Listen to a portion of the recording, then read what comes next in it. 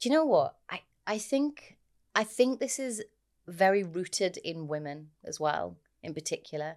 This idea that everything's about like to be of service to other people. So you're a mum and you want to be like the best mum and you want to be like the best wife. And the only way you can be the best version of yourself is to live as full a life as possible. I just don't believe that children benefit from parents being in the house every single moment of every single day, not doing anything with their friends, not seeing anything culturally to enrich their lives, not being able to go and, offload to another friend or just have dinner with them.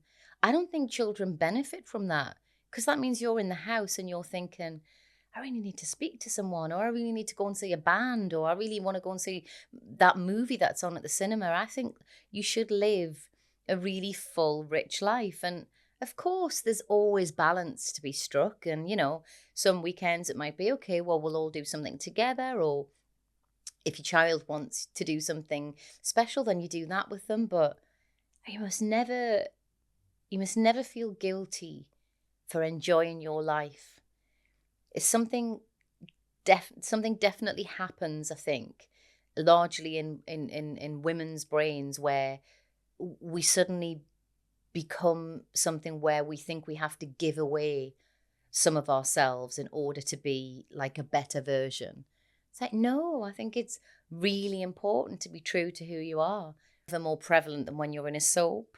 When you're in a soap, you are constantly doing them because they're constantly pushing the new storyline, the big storyline. And they will, when I was like in EastEnders, and they would say, so why does Kate do that? And what do you think Kate feels about that? And you think, whatever the script is about to tell me that Kate thinks the next week, because, we don't get any say. We don't know what's happening really the next week. And they have such a quick turnaround, those shows, that, a character can be one thing in, in July, and by September, she's a serial killer.